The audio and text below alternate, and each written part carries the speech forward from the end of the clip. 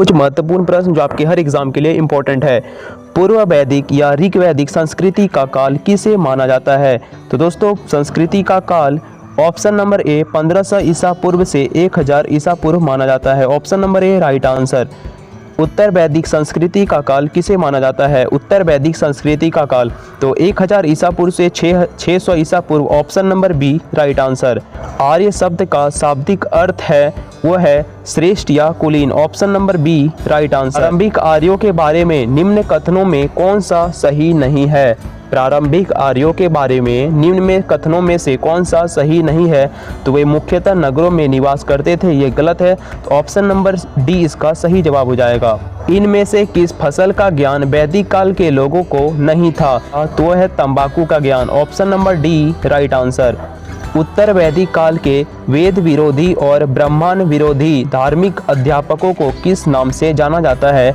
तो श्रमण नाम से जाना जाता है। Option number B right answer. वैदिक गणित का महत्वपूर्ण अंग है वह है Shulba Sutra. Option number C right answer. किस वेद में प्राचीन युग की संस्कृति के बारे में सूचना दी गई है? तो ऋग्वेद में। Option number A right answer. निम्न में से उत्तर वैदिक काल में लिखे गए ग्रंथों का सही क्रम कौन सा है? लिखे गए ग्रंथों का तो वेद के बाद ब्राह्मण, आर्णयक और उपनिषद। Option number A right answer. वेदों की संख्या कितनी है? तो 4 है वेदों की संख्या। Option number C right answer. कौन से 3 वेद संयुक्त रूप से त्रयी का वेद त्रयी कहलाती है? त्रयी या वेद त्रयी कहलाती है? तो ऋग्वेद, यजुर्वेद और Samaveda. Option number A right answer. Bharat के राज्य चिन्ह में प्रयुक्त होने वाले शब्द सत्यमेव जयते किस उपनिषद से लिए गए हैं? तो मुंडक उपनिषद से। Option number A right answer. ऋग्वैदिक आर्यों का मुख्य व्यवसाय क्या था? ऋग्वैदिक आर्यों का मुख्य व्यवसाय क्या था? तो पशुपालन। Option number B right answer. भारतीय संगीत का आदि ग्रंथ कहा जाता है? भारतीय संगीत का आदि ग्रंथ कहा जाता है तो वह है सामवेद को। Option number D right answer. प्रथम विधि निर्माता कौन है? तो प्रथम विधि निर्माता Manu. Option number A right answer. Krishna भक्ति का प्रथम और प्रधान ग्रंथ है? कृष्ण भक्ति का प्रथम और प्रधान ग्रंथ है तो Shrimad Bhagavad Gita. Option number B right answer. Rigveda में संपत्ति का प्रमुख रूप क्या है? ऋग्वेद में संपत्ति का प्रमुख रूप क्या है? तो गोधन। Option number A right answer. ऋग्वेद के किस मंडल में शूद्र का उल्लेख पहली बार मिलता है? तो 10वें मंडल में। Option number D right answer. पुराणों की संख्या कितनी है? तो पुराणों की संख्या 18। Option number A right answer. वैदिक धर्म का मुख्य लक्षण इनमें से किसकी उपासना था? तो प्रकृति का। Option number A right answer. किस देवता के लिए ऋग्वेद में पुरंदर शब्द का प्रयोग हुआ है? तो इंद्र देवता के लिए। Option number A right answer. Shulba Sutra किस विषय से संबंधित पुस्तक है? शुल्ब सूत्र तो ज्यामिति विषय से संबंधित है। Option number A right answer.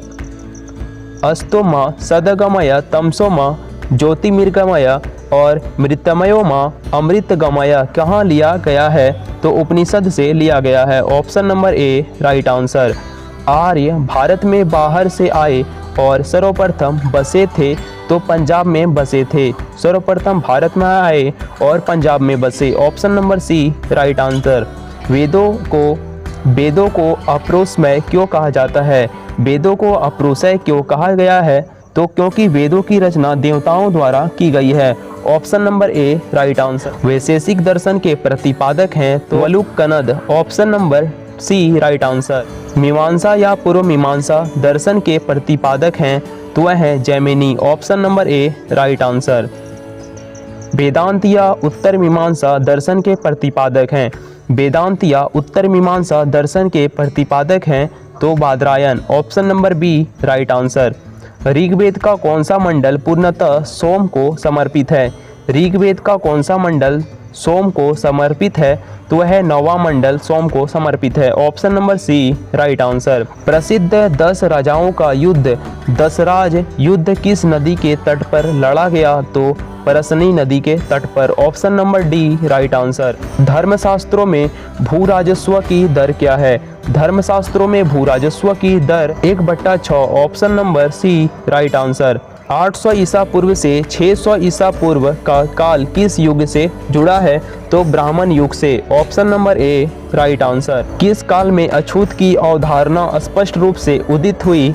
किस काल में अछूत की अवधारणा स्पष्ट रूप से उदित हुई, तो धर्मशास्त्र के काल में। Option number D right answer. Asia minor स्थित बोगाचकोई का महत्व किस लिए है, तो वहाँ जो अभिलेख प्राप्त हुए हैं उनमें से 4 number A right answer. Gayatri मंत्र देवी सावित्री को संबोधित किस पुस्तक में मिलता है, तो ऋग्वेद में। Option number A. न्याय दर्शन को प्रचारित किया था, तो गौतम ने। Option number B right answer. प्राचीन भारत में निष्क से जाने जाते हैं, प्राचीन भारत में निष्क से जाने जाते हैं, तो स्वर्ण आभूषण। Option number A right answer. योग दर्शन के प्रतिपादक हैं, तो पतंजलि योग दर्शन के प्रतिपादक हैं। उपनिषद पुस्तकें हैं, उपनिषद पुस्तकें दर्शन पर हैं। Option number D right answer. आरंभिक वैदिक साहित्य में सर्वाधिक वर्णित नदी है, आरंभिक वैदिक साहित्य में सर्वाधिक वर्णित नदी है, तो सिंधु नदी। Option number A right answer. उपनिषद काल के राजा अश्वपति शासक थे, तो केकई के। Option number B right answer. अध्यात्म ज्ञान के विषय में नचिकेता और यम का संवाद किस उपनिषद में प्राप्त होता है, तो कठोपनिषद में। Option number C right answer. वैदिक नदी कुभा काबुल का स्थान कहाँ निर्धारित होना चाहिए? वैदिक नदी कुभा काबुल का स्थान कहाँ निर्धारित होना चाहिए, तो अफगानिस्तान में। Option number A right answer. Kapil मुनि द्वारा प्रतिपादित दार्शनिक प्रणाली है, तो सांख्य दर्शन। Option number B right answer. Bharat के किस स्थल की खुदाई से लौह धातु के प्रचलन के प्राचीनतम प्रमाण मिले हैं, तो Atranjikhera. Option number B right answer.